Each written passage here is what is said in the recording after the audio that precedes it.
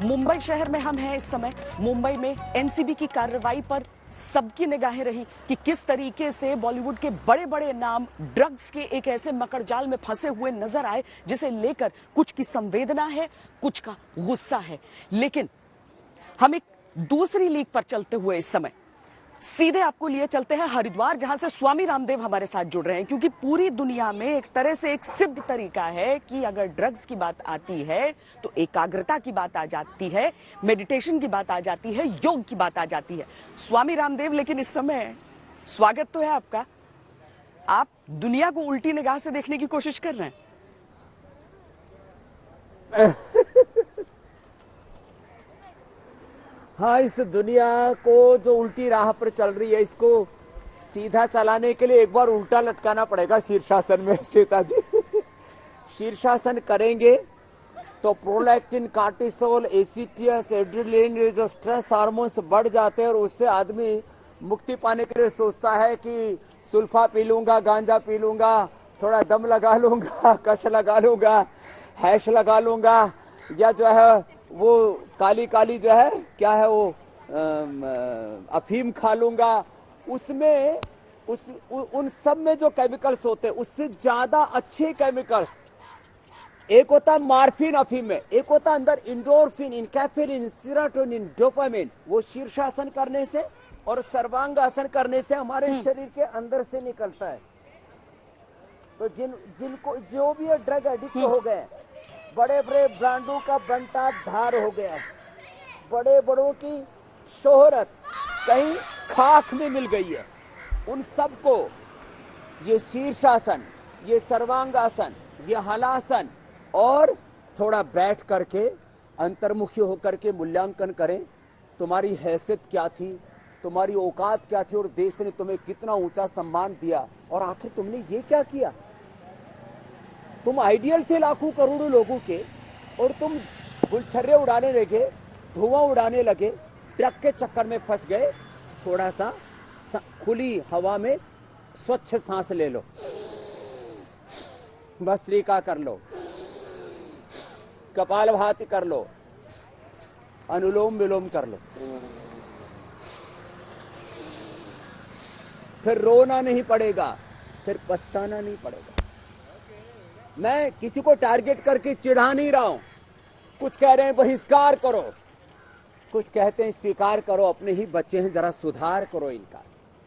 देखो, अब इनको जो है रिवाइव करने के लिए, सरवाइव करने के लिए योग को अपनाना ही पड़ेगा।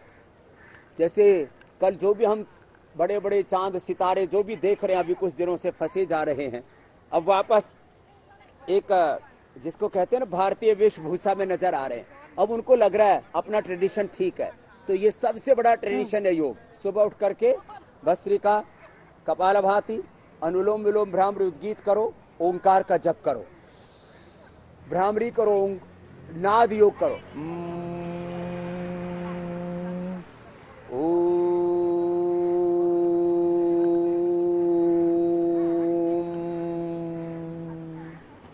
ओम भूर्भुवः स्वः तत्सवितुर्वरेण्यं भर्गो देवस्य धीमहि धियो यो न प्रचोदयात्। फिर मन ज्यादा बेचैन है तो शीतली शीतकारी कर लो, ओंकार गायत्री का जप कर लो, शीतली शीतकारी कर लो, ध्यान कर लो, भीतर जरा उतरो।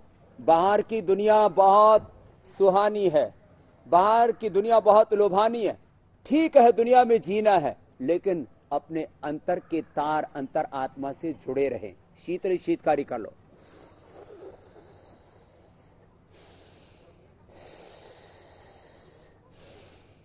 ड्रग की जरूरत ही नहीं पड़ती श्वेता जी। मैंने भी शोहरत पाई है, मैं भी योग में वर्ल्ड सेलिब्रिटी हूं, आप लोग ही मुझे कहते हो लेकिन मैं नशे की एक बूंद नहीं छूता। अच्छा, मैं कोई सुल्फे नहीं पीता। स्वामी जी, लेकिन मैं एक चीज यहाँ पर पूछना चाहती हूँ, जो लोग तर्क के हिसाब से, आप उसे तर्क कहिए, कुतर्क कहिए, लेकिन वो सारी चीजें लोग पूछने की कोशिश करते हैं, वो ये कि अगर होली में भांग खाया जाता है तो फिर ये किस परंपरा का हिस्सा हो जाता है। लोग पूछते हैं कि अगर कुंभ में वो चिलम देखते हैं साधुओं के हाथों में तो वो क्या होता है। क्या हम यहाँ पर कुछ दोनों में तुलना कर सकते हैं वाकई, या फिर ये सही नहीं है? जरूर करनी चाहिए श्वेता जी। चिलम पीने वाले भंगेड़ी भी साधु नहीं हैं। जो होली पर भांग खाते हैं वो भी पर्व नहीं मनाते हैं, वो नशेड़ी हैं, वो राम और कृष्ण के भक्त नहीं हैं।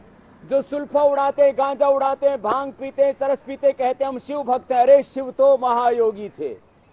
कहीं कोई शास्त्र में प्रमाण नहीं है। 4 वेदों में, 11 उपनिषदों में, 6 दर्शनों में, रामायण में, महाभारत में, भगवत गीता में, किसी शास्त्र में नहीं लिखा हुआ। हाँ, कुछ बुरे लोगों ने शास्त्रों में मिलावट करके जरूर थोड़ा उल्टा पुल्टा करने की कोशिश की है।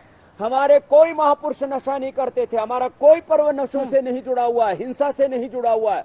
तो अपनी भारतीय संस्कृति पर जो आरोप लगाते हैं वो सरासर झूठे हैं। और जो ऐसा करते हैं ना, वो साधु, वो सारे के सारे भंगेड़ी, नशेड़ी, उनका किसी धर्म से कोई ताल्लुक नहीं है। श्वेता जी, मैं धर्म का प्रामाणिक आचार्य हूं, व्यक्ति हूं, वो कह रहा हूं।